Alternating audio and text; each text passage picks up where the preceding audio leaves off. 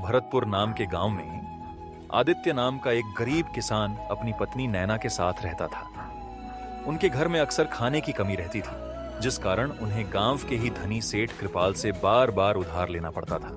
हाय रे, पेट में चूहे कूद रहे हैं। 2 दिन हो गए, अन्न का एक दाना नहीं देखा। कब तक ये पानी पीकर गुजारा करेंगे? भूख से बुरा हाल है, कुछ तो उपाय सोचो। क्या करूं नैना, दिमाग काम नहीं कर रहा। सेठ का कर्ज दिन ब दिन बढ़ता जा रहा है और गांव में कोई 1 रुपया उधार देने को तैयार नहीं। कहां से लाऊं भोजन, कुछ सूझ नहीं रहा। एक बार फिर सेठ कृपाल के पास जाओ, शायद उनका पत्थर दिल पिघल जाए। आज तो कम से कम खाने को मिल ही जाएगा। ठीक है, तुम्हारी बात मान लेता हूं, पर पता नहीं वो देगा भी या फिर अपनी बेइज्जती करवाकर लौटना पड़ेगा। आदित्य और नैना अभी इसी उधेड़ बुन में थे, तभी उनके दरवाजे पर हल्की सी दस्तक हुई। कोई भूखा प्यासा है जी, कुछ खाने को मिल जाए तो ईश्वर तुम्हारा भला करे। इस गरीब को कुछ दे दो। लो, एक तो खुद बुरे हाल में है, ऊपर से ये मांगने वाले। कैसे बताएं कि हम खुद भूखे बैठे हैं, इन्हें क्या खिलाएं? अरे जाकर देखो कौन आया है।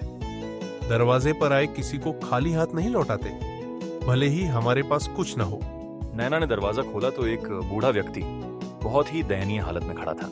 आइए बाबा, बैठिए। आप तो बहुत कमजोर दिख रहे हैं, मैं आपके लिए पानी लाती हूँ।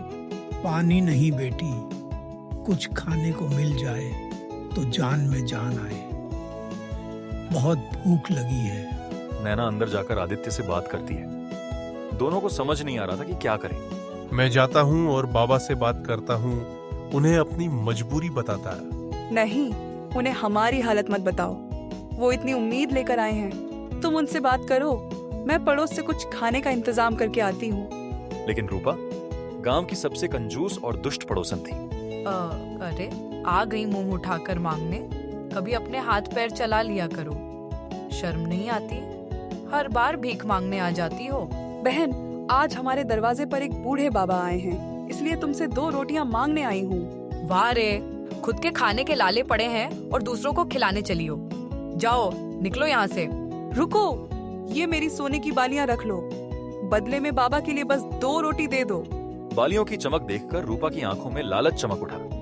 वो जानती थी कि ये नैना का आखिरी सहारा है, फिर भी उसने झपटकर बालियां ले ली। ठीक है, ये बालियां मुझे दे दो, बदले में मैं तुम्हें भोजन दे देती हूँ। नैना अपनी सोने की बालियां रूपा को देकर बूढ़े बाबा के लिए भोजन लेकर आती है। बूढ़े बाबा ने भरपेट भोजन किया। अरे नैना, तुम्हारी सोने की बालियां कहाँ गईं? अभी तो तुमने पहनी थी, कहीं गिर तो नहीं गई? नहीं, वो मैंने रूपा को दे दी। वो रोटियां देने को तैयार नहीं थी, इसलिए मुझे ऐसा करना पड़ा। बूढ़ा व्यक्ति यह सुनकर बहुत भावुक हो गया। उसने मन ही मन सोचा कि ये दोनों कितने नेक और ईमानदार हैं। तुम दोनों की सच्चाई और दरिया दिली देखकर मेरा मन गदगद हो गया। मेरे भोजन के बदले तुमने अपना आखिरी धन भी दान कर दिया। बदले में मैं तुम्हें एक आशीर्वाद देता हूं। यह हल हमारी गरीबी दूर करने में तुम्हारी मदद करेगा। आपका बहुत बहुत धन्यवाद बाबा। हम इसे आपका आशीर्वाद समझकर संभाल कर रखेंगे। हल देकर बूढ़ा व्यक्ति वहां से चला गया। नैना ने हल को सुरक्षित रख दिया। कुछ दिन बीत गए और वो दोनों हल के बारे में पूरी तरह भूल गए। आदित्य ने सोचा कि क्यों ना सेठ से कुछ पैसे लेकर कोई व्यापार शुरू कर लूं। बस बहुत हो गया ये उधार लेकर खाना। अब लगता है कोई व्यापार करना चाहिए। थोड़े पैसे मिल जाए तो व्यापार करके लौटा दूंगा। मेरी बालियां तो पड़ोसन ने ले ली, नहीं तो उन्हें बेचकर हम कोई धंधा शुरू कर लेते। एक बार सेठ कृपाल से बात करके देखो। नैना की बात मानकर आदित्य गांव के सेठ कृपाल के पास गया। सेठ जी नमस्कार, आपसे बहुत जरूरी बात करनी थी। 2 मिनट रुककर मेरी बात तो सुनिए। अरे मैं सब जानता हूँ, फिर से उधार मांगने आए हो। तुम्हारा पिछला हिसाब अब भी बाकी है और तुम फिर से आ गए। सेठ जी बहुत मजबूरी है, भूख ऐसी है कि पीछा नहीं छोड़ती। कुछ दया कीजिए ना, थोड़ा उधार दे देंगे तो मैं भी छोटा मोटा व्यापार शुरू कर लूंगा। नहीं नहीं नहीं, मेरे पास तुम्हें देने के लिए कुछ नहीं है। जाओ निकलो यहां से, मुझे और भी जरूरी काम है। सेठ जी ये आखिरी बार है, कसम खाता हूं आज के बाद कभी उधार मांगने नहीं आऊंगा। बस आज दे दीजिए। सेठ ने आदित्य की बातों पर विचार किया। सोचते हुए उसने कहा, ठीक है, अगर इतनी ही जरूरत है तो मैं तुम्हें आज कुछ पैसे दे देता हूँ, लेकिन याद रखना इन पैसों को जल्द से जल्द चुका देना। आपका बहुत बहुत धन्यवाद सेठ जी, आपका नाम हमेशा अमर रहेगा। आप सच में बहुत दयालु हैं। सेठ से पैसे पाकर आदित्य खुशी से फूला नहीं समाया। वह तुरंत घर के लिए खाने का सामान लेकर निकला। सेठ ने कितने पैसे दिए? सारे खर्च कर दिए क्या? कल के लिए कुछ बचाया तो है ना? तुम तो नया व्यापार करने वाले थे। देखो नैना, मैं सिर्फ आज की व्यवस्था करके आया हूं, कल की कल सोचेंगे। पहले आज बढ़िया भोजन बनाओ। सेठ ने बहुत कम पैसे दिए थे, इतने में व्यापार नहीं हो पाएगा, इसलिए मैंने खाने का सामान खरीद लिया। नैना और आदित्य दोनों ने खुशी खुशी भोजन किया। अगली सुबह जब आदित्य बाहर जाने की तैयारी कर रहा था, तभी दरवाजे पर जोर जोर से खटखट की आवाज हुई। अरे कहाँ छुपा है मूर्ख, जब उधार लेना होता है तो दौड़ा चला आता है, और चुकाने की बारी आती है तो छुप जाता है। अरे ये तो सेठ कृपाल की आवाज है। हे भगवान, ये फिर से कर्ज मांगने आ गया। क्या करूं, कुछ समझ नहीं आ रहा। तुम यहीं बैठो, मैं जाकर देखती हूँ। सेठ से कह दूंगी कि तुम घर पर नहीं हो और बाद में आए। कोई ना कोई बहाना बना दूंगी। नैना सेठ के पास गई और उसे कह दिया कि आदित्य घर पर नहीं है। सेठ गुस्से में वहां से चला गया। क्या हुआ नैना, सेठ वापस चला गया? उसने तुम्हें तो कुछ नहीं कहा ना? आज तो मैंने उसे वापस भेज दिया, लेकिन उसने धमकी दी है कि वो फिर से आएगा और अपने सारे पैसे वापस लेकर जाएगा। ठीक है, मैं एक काम करता हूं, मुखिया के घर जाता हूं। सुना है उनके खेत में कुछ काम है। कम से कम आज तो खाने का इंतजाम हो जाएगा। सेठ की बात तो बाद में देखेंगे। आदित्य ने अपना हल उठाया और बाजार की तरफ निकलने ही वाला था कि सेठ उसके सामने अधमका। उधार से बचने के लिए मुझसे छुपकर भाग रहा था, लेकिन देख मैंने तुझे पकड़ लिया। नहीं नहीं सेठ जी, मैं तो बस मुखिया जी घर में खेत जोतने जा रहा था। फसल बेचकर जो पैसे बनते वो आपको दे देता। फिर से झूठ। अब मुझे तुझ पर विश्वास नहीं है।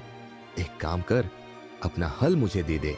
नहीं नहीं सेठ जी, इस हल से मैं खेती करता हूं।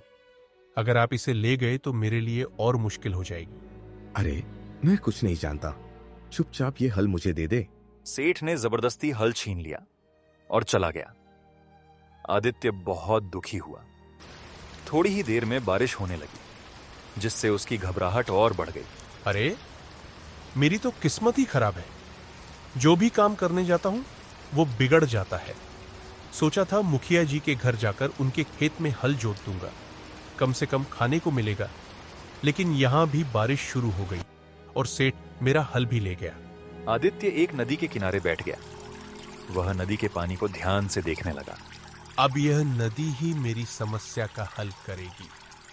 हे ईश्वर, मुझे क्षमा करना, लेकिन अब मैं और नहीं झेल सकता। इतना कहकर आदित्य नदी में कूदने ही वाला था कि तभी एक नन्हा सा गिलहरी उसके पास आ गया। अरे ये तुम क्या कर रहे हो? तुम्हें शर्म नहीं आती? इतने हट्टे कट्टे होकर ऐसे नदी में कूद कर जान देने जा रहे हो। क्यों कायरों की तरह काम कर रहे हो? ऐसी कौन सी मुसीबत है जो तुम्हारे इस नदी में कूदने के बाद खत्म हो जाएगी? बताओ मुझे। पिछले 2 दिनों से भूखा हूं, ऊपर से धनी सेठ रोज घर आकर पैसे मांगता है। कहां से चुकाऊं उसका उद्धार, और अपने परिवार को कैसे खिलाऊं? तुम ही बताओ। अगर मैं मर गया तो निश्चित रूप से सारी मुसीबतें खत्म हो जाएंगी। नहीं, तुम्हारे जान देने से मुसीबतें खत्म नहीं होंगी, बल्कि और बढ़ जाएंगी। तुम्हें अपने ऊपर विश्वास रखना चाहिए। जरा सोचो, तुम्हें कुछ हो गया तो तुम्हारे परिवार का क्या होगा? वो तो तुम्हारे भरोसे बैठे हैं ना। अपने भाग्य पर भरोसा रखो, तुम्हारे साथ कुछ न कुछ अच्छा जरूर होगा। गिलहरी वहां से चला गया। उसकी बातें सुनकर आदित्य को हिम्मत मिली। उसने सोचा कि सचमुच मनुष्य से ज्यादा होशियार गिलहरी है। गिलहरी की बात मानते हुए वो जंगल में सूखी लकड़ी ढूंढने के लिए निकल पड़ा। थोड़ी दूर आगे चलने पर उसे सूखी लकड़ियों का एक गट्ठर दिखाई दिया। यह क्या? किसी ने पहले से ही लकड़ी काटकर गट्ठर बना दिया है। गिलहरी ने ठीक कहा था, मुझे हिम्मत नहीं हारनी चाहिए। आदित्य लकड़ी का गट्ठर उठाता है, तभी उसकी नजर पास पड़ी एक पोटली पर पड़ती है। वह समझ जाता है कि पोटली में जरूर बहुत सारा धन होगा। ये पोटली तो कोई गलती से यहां छोड़ गया होगा। मुझे पता लगाना चाहिए कि आखिर यहां कौन आया था। आदित्य लकड़ी के गट्ठर और पोटली दोनों को उठा लेता है। वह आगे बढ़ने लगता है, तभी उसे रास्ते में एक अर्शी दिखाई देते हैं। प्रणाम ऋषि बाबा, कृपया मेरी मदद कीजिए। मैं बहुत असमंजस में फंस गया हूं। समझ में नहीं आता क्या करूं। बताओ बेटा, क्या समस्या है? मैं अभी तुम्हारी समस्या का समाधान कर देता हूँ। देखने से तो तुम किसान लगते हो और इतना बड़ा लकड़ी का गट्ठर ले जा रहे हो। तुम्हें क्या दिक्कत है बच्चा? ऋषि महात्मा, मुझे जंगल में लकड़ी का यह बंधा हुआ गट्ठर मिला है और इसके साथ साथ मुझे यह पोटली भी मिली है। मैं यह पोटली इसके मालिक को वापस करना चाहता हूं। यह तो बहुत ईमानदारी की बात है बेटा। तुम पाया हुआ धन भी लौटाना चाहते हो। अवश्य ही तुम्हारे पास पहले से बहुत सारा धन होगा, तभी तुम्हें इसकी आवश्यकता नहीं है। सच कहूं ऋषि महात्मा, तो इस समय मुझे अगर कोई मुसीबत से बाहर निकाल सकता है तो वह इस पोटली का धन ही है। मुझ पर बहुत कर्ज है बाबा। हर दिन मेरे घर के सामने लोग अपना उद्धार मांगने आ जाते हैं। इतनी समस्याओं के बाद भी तुमने अपनी ईमानदारी का त्याग नहीं किया है बेटा। निश्चित ही तुम्हारे साथ बहुत भला होगा। तुम बिल्कुल चिंता मत करो। इस पोटली के धन को लेकर आगे जाओ, तुम्हें रास्ता स्वयं मिल जाएगा। आदित्य पोटली के धन के साथ जंगल में आगे बढ़ता है। तभी उसे एक साधारण सी झोपड़ी दिखाई देती है। जंगल के बीचों बीच में झोपड़ी बनाकर यहाँ कौन रहता है? क्या इन्हें जंगली जानवरों का खतरा नहीं होता? कहीं यह पोटली इन्हीं की तो नहीं? लेकिन अगर ये इतने धनवान होते तो ये झोपड़ी में क्यों रहते? अब तो सारी बातें तभी समझ में आएंगी जब मैं झोपड़ी के अंदर जाकर देखूंगा। आदित्य झोपड़ी के अंदर जाता है और वहां का दृश्य देखकर वह आश्चर्यचकित हो जाता है। वह देखता है कि एक राजकुमारी बिस्तर पर लेटी हुई है और राजकुमार उनके पास खड़े हैं। आदित्य को कुछ समझ नहीं आता। हे किसान, मैं पिछले 1 वर्ष से इसी झोपड़ी में रह रहा हूं, लेकिन कभी किसी मनुष्य से मुलाकात नहीं हुई। तुम मुझे बताओ, तुम्हें यहां किसने भेजा है? राजकुमार, इससे पहले मेरी मुलाकात एक आर्य महात्मा से हुई थी और उन्होंने मुझे इस दिशा में भेजकर कहा कि मेरा भाग्य बदलने वाला है, इसलिए मैं यहां आया हूं। क्या सचमुच आर्य महात्मा इस समय आसपास हैं? मुझे जल्दी से उनके पास लेकर चलो। अब वही मेरी समस्या का समाधान करेंगे। आदित्य राजकुमार को लेकर याशी के पास जाता है। आशी एक पेड़ की छाया में बैठे होते हैं। हे ऋषि महात्मा, आप ही मुझे कोई हल बताइए। पिछले 1 वर्षों से मेरी राजकुमारी इसी जंगल में सो रही है। ना तो उठती है और ना ही कुछ बोलती है। मुझे नहीं पता उनका ये हाल कैसे हुआ। तुम तो किसी नगर के राजकुमार लगते हो, फिर यहां इस जंगल में राजकुमारी के साथ आने का क्या औचित्य है? और अब तक तुम अपने महल क्यों नहीं लौटे? महात्मा, मैं और मेरी राजकुमारी वन विहार के लिए आए थे। मैं थोड़े समय के लिए राजकुमारी को छोड़कर नदी से पानी लेने गया था। जब मैं लौटा तो राजकुमारी एक पेड़ के नीचे सोई हुई पड़ी थी। मैंने उन्हें जगाने का बहुत प्रयास किया, लेकिन वह नहीं उठी। मैं राजकुमारी को इस हाल में राजमहल लेकर नहीं जा सकता था। आप ही बताइए महात्मा, मुझ पर इतनी बड़ी विपत्ति क्यों आई है? यह तो आपके कर्मों का फल है राजकुमार। आपके किए हुए कर्म ही आपके सामने विपत्ति बनकर खड़े हैं। मैं आपको बताता हूं कि आपके साथ ऐसा क्यों हुआ। कुछ वर्ष पहले की बात है। महाराज अमन अपने राजमहल में बैठे थे। तभी एक बूढ़ी स्त्री उनके पास आई। महाराज, मैंने अपना पूरा जीवन इसी नगर में बिताया है और आपके पूर्वजों की सेवा की है। अब मैं आपकी सेवा करना चाहती हूँ। मेरे परिवार में कोई नहीं है। कृपया मुझे अपनी सेवा का अवसर दीजिए। ए बुढ़िया, भला इस उम्र में तुम मेरी क्या सेवा करोगी? तुम्हें तो खुद सेवा की जरूरत है। मेरे महल में स्वस्थ और सुंदर नौकर रखे जाते हैं। तुम्हारे जैसे कमजोर और बूढ़े लोगों के लिए मेरे पास कोई जगह नहीं है। कमजोर और बूढ़ी? महाराज, यह अवस्था तो सबकी होती है। एक दिन आप भी मेरी तरह बूढ़े और कमजोर हो जाएंगे और किसी पर निर्भर होंगे। सैनिकों, इस बूढ़ी स्त्री ने राजा का अपमान किया है। इसे राजमहल से दूर ले जाओ। मैं इसका चेहरा भी नहीं देखना चाहता। सैनिकों ने बूढ़ी स्त्री को राजमहल से बाहर फेंकवा दिया। सबको अपने कर्मों का फल मिलता है राजा। देख लेना, एक दिन तुम्हें मेरी मदद की जरूरत जरूर पड़ेगी। वर्तमान। राजकुमार, आपने उस साधारण बुढ़िया का अपमान किया। इसी कारण आप इतनी बड़ी समस्या में फंस चुके हैं। आर्षि महात्मा, मुझे अपनी भूल सुधारने का एक मौका दीजिए। मुझे बताइए मैं राजकुमारी को कैसे ठीक कर सकता हूं। निश्चित ही मैं यहां से लौटकर उस बूढ़ी स्त्री से अपने कर्मों के लिए माफी मांगूंगा। राजकुमार, अभी यह साधारण और ईमानदार किसान आपकी मदद करेगा, और जब आप उस बुढ़िया को ढूंढकर उससे सहायता प्राप्त करेंगे तभी महारानी ठीक होंगी। इस जंगल में चंदन का एक पेड़ है जिसकी पत्तियां केवल और केवल कोई ईमानदार किसान ही प्राप्त कर सकता है। मैंने पहले ही इस किसान की ईमानदारी की परीक्षा ली है। जब इसने पोटली के असली मालिक को ढूंढने का प्रयास किया तभी मैं समझ गया कि यह बहुत ईमानदार है। अब यही आपको उस चंदन के पेड़ से पत्ते दिलाएगा। फिर आप उस बुढ़िया को ढूंढकर उससे औषधि तैयार करवाइए, तब जाकर राजकुमारी ठीक होंगी। ऋषि महात्मा, आप जैसा कहते हैं मैं वैसा ही करूंगा। बोलो किसान, क्या तुम मेरी सहायता करोगे महारानी को ठीक करने में? मुझे तुम्हारी आवश्यकता है। हे राजकुमार, मुसीबत में पड़े व्यक्ति की सहायता करना मेरा कर्तव्य है। अर्षि महात्मा की आज्ञा है तो निश्चित ही मैं आपकी सहायता करूंगा। आदित्य और राजकुमार दोनों मिलकर जंगल में चंदन की लकड़ी ढूंढते हैं। काफी समय प्रयास करने के बाद उन्हें एक चंदन का पेड़ दिखाई देता है। लगता है हमें इसी चंदन के पेड़ की तलाश है। हाँ, यह वही है। चलो किसान, पेड़ से प्रार्थना करो कि वह हमें 2 पत्तियां दे दे। आदित्य चंदन के पेड़ के पास जाता है और उससे प्रार्थना करता है। तभी चंदन के पेड़ से 2 पत्तियां गिर जाती हैं। राजकुमार, ये लीजिए चंदन के पेड़ की पत्तियां। अब इसकी सहायता से राजकुमारी जल्द ही स्वस्थ हो जाएंगी। नहीं आदित्य, अभी तो हमें उस बूढ़ी स्त्री को ढूंढना है जिसका मैंने अपमान किया था। वह यदि पत्तियों से औषधि बनाने के लिए तैयार हो जाएगी तभी हमारा कार्य सफल होगा। हे माता, मुझे क्षमा कर दो।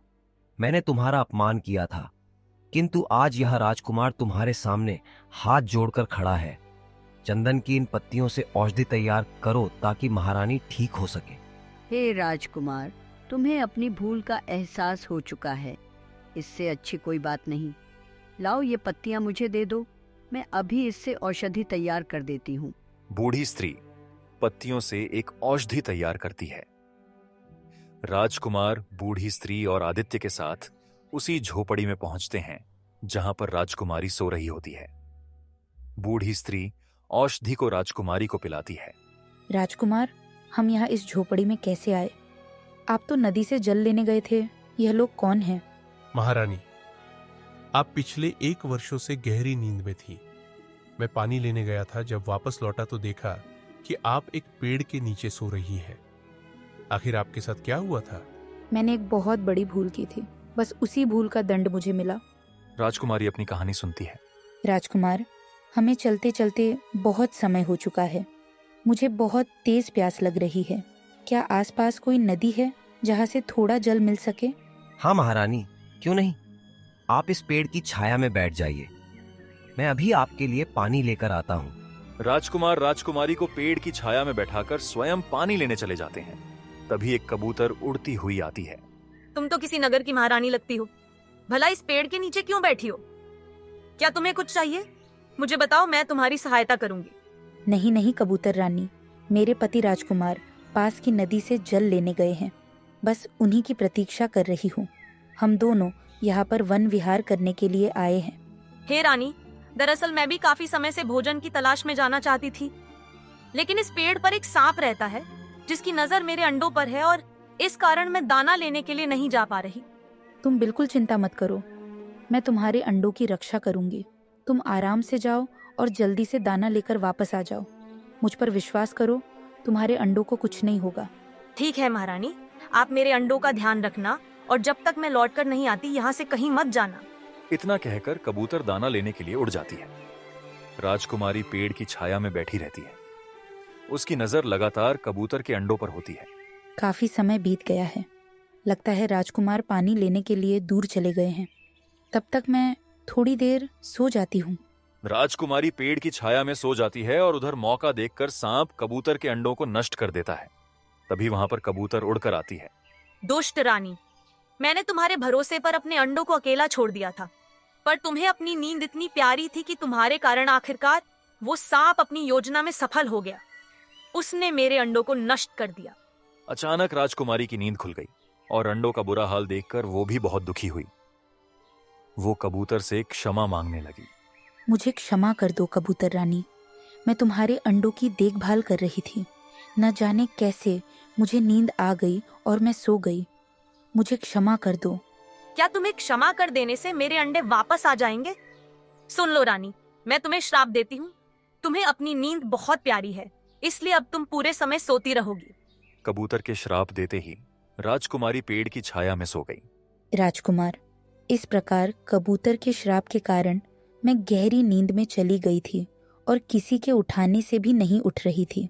अब आप श्राप से मुक्त हैं महारानी। चलिए हम राजमहल वापस चलते हैं। वर्षों बाद अपने नगर वापस जाएंगे। बूढ़ी माता, कृपया आप हमारे साथ चलें। मैं आपकी सेवा करूंगा। आदित्य, तुम भी मेरे साथ चलो। राजकुमार, राजकुमारी, बूढ़ी स्त्री और किसान आदित्य को लेकर राजमहल पहुंचते हैं।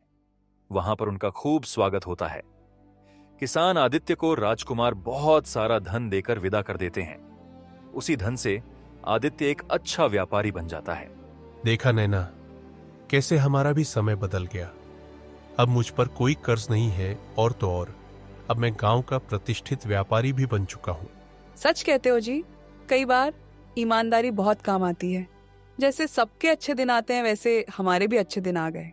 एक दिन आदित्य काफी ज्यादा परेशान था। नैना उसके पास आई और उसकी परेशानी का कारण पूछने लगी। क्या हुआ जी, आप इतने परेशान क्यों हैं? व्यापार में तो सब ठीक चल रहा है ना? नैना, व्यापार बढ़िया चल रहा है, किसी बात की कोई समस्या नहीं है। लेकिन आज अचानक मुझे उस बूढ़े बाबा की याद आ गई। तुम्हें याद है, उन्होंने हमें एक जादुई हल दी थी। मुझे याद है, उन्होंने हमें जादुई हल देकर कहा था कि यह बहुत महत्वपूर्ण है और हमारे काम आएगी, लेकिन सेठ ने उसे हमसे छीन लिया। मेरा मन है कि मैं सेठ को पैसे देकर वह हल वापस ले लूं। उसे बाबा ने हमें आशीर्वाद के रूप में दी थी। मैं चाहता हूं कि उनका आशीर्वाद हम अपने पास ही रखें। हाँ, क्यों नहीं। आप जाकर सेठ से बात करके देखिए, शायद वह कुछ पैसे लेकर हमें वह हल दे दे। आदित्य अपने घर से सेठ के घर जाने के लिए निकलता है। तभी उसे गांव का किशन रोता हुआ दिखाई देता है। अरे किशन, इतना परेशान होकर कहां जा रहे हो? क्या बात है? घर में सब ठीक तो है? अरे मैं तुम्हें क्या बताऊं, मुझे तो कुछ समझ में नहीं आ रहा। सेठ ने मुझे लूट लिया। कुछ ही दिनों पहले मैंने उससे कुछ पैसे उधार लिए थे। अरे तो इसमें इतना परेशान होने वाली क्या बात है? फसल काटने का समय आ रहा है, फसल काटकर उसका उधार चुका देना। नहीं, उधार देने के 2 दिन बाद वो मेरे घर आ धमका। कर्ज के बदले वो मेरी बैलगाड़ी लेकर चला गया। अब तुम बताओ, मैं कैसे काम करूंगा?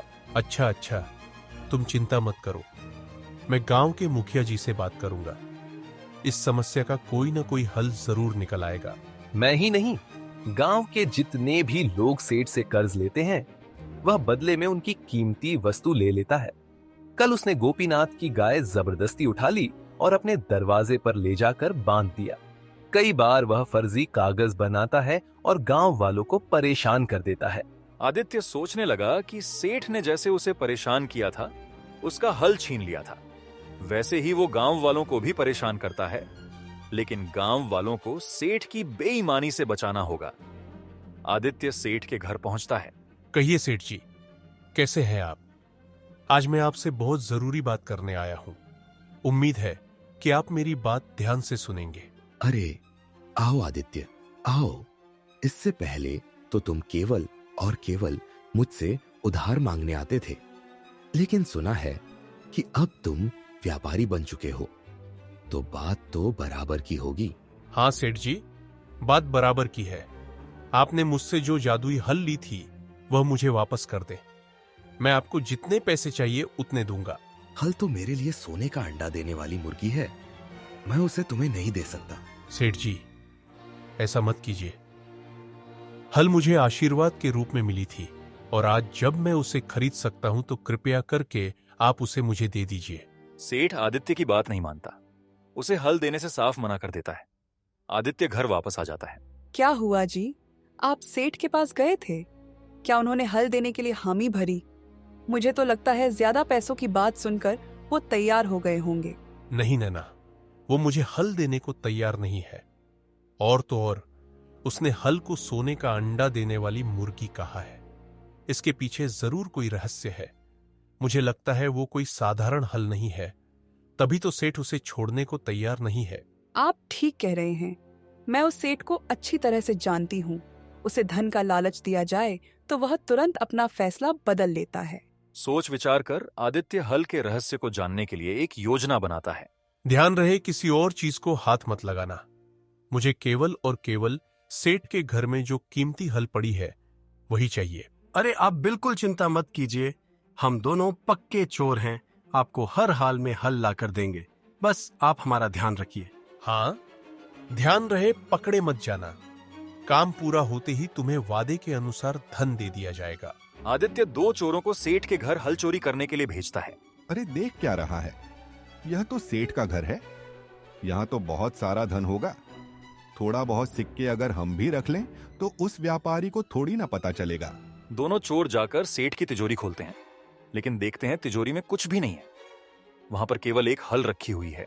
चोर चोर चोर, मेरे घर में चोर घुस आए हैं।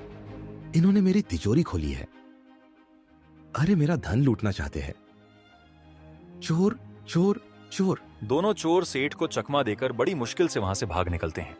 सेठ उन्हें पकड़ नहीं पाता। वो दोनों सीधा आदित्य के घर पहुंचते हैं। हमें क्षमा कर दीजिए, हम आपका कार्य पूरा नहीं कर सके। वो सेठ हमें पकड़ने ही वाला था। बड़ी मुश्किल से अपनी जान बचाकर भागे हैं। लेकिन आश्चर्य की बात तो यह है, इतने बड़े धनवान सेठ की तिजोरी में कुछ भी नहीं था। ये तुम कैसी बातें कर रहे हो? इतना अमीर सेठ है, पूरे गांव वालों को कर्ज देता है। ऐसा कैसे हो सकता है कि उसके पास कुछ ना हो? अरे हम सच कह रहे हैं। हमने तिजोरी में केवल चमचमाती हुई हल देखी। इसके अलावा सेठ के पूरे घर में कुछ नहीं है। मुझे लगता है सेठ अब केवल धनवान होने का दिखावा कर रहा है। चोरों की बात सुनकर आदित्य को झटका लगता है। एक दिन आदित्य चादर ओढ़कर रात के समय सेठ के घर के पास जाता है, जहां उसके आश्चर्य का ठिकाना नहीं होता। सेठ इतनी रात को खेत क्यों जोत रहा है? वह भी मेरे हल से। लगता है इसने खेती का काम शुरू कर दिया है। जरा ध्यान से देखता हूं। आदित्य जब ध्यान से देखता है तो पता चलता है कि दरअसल सेठ जितनी बार हल से मिट्टी पर वार करता है, उसमें से उतने अधिक सिक्के गिरते हैं। तो यह रहस्य है इस हल का, इसीलिए सेठ इसे मुझे देना नहीं चाहता। लेकिन अब तो गांव वालों को सेठ की दुष्टता से बचाने के लिए कैसे भी करके यह हल इससे छीननी होगी। आदित्य घर की ओर जाता है। वो नैना के साथ मिलकर एक योजना बनाता है। नैना भी उसका साथ देने के लिए तैयार हो जाती है।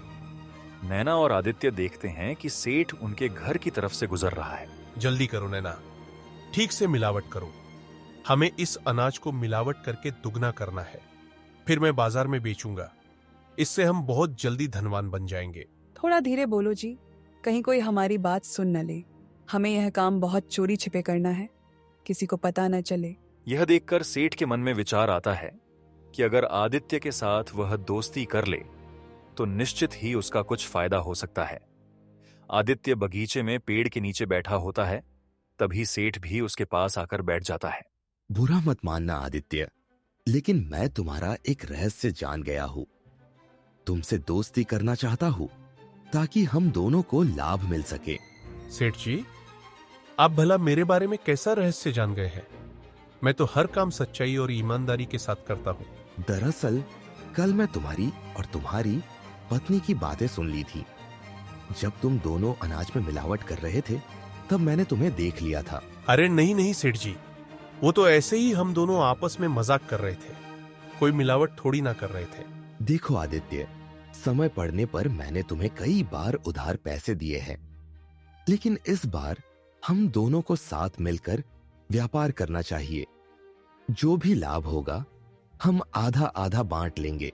आप कहना क्या चाहते हैं, खुलकर बताइए। मैं आपकी बात समझ नहीं पा रहा हूं। मुझे मिलावट किए हुए अनाज की 50 बोरियां दे दो। मैं उन्हें बाजार में ऊंचे दामों पर बेच दूंगा, क्योंकि मैं बहुत सारे व्यापारियों को जानता हूं।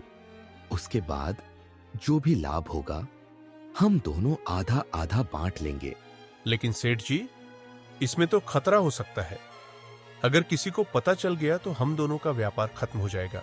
अरे ये सब तो मुझ पर छोड़ दो, मेरे साथ हाथ मिला लो, फिर देखो हम दोनों कैसे गांव पर राज करेंगे।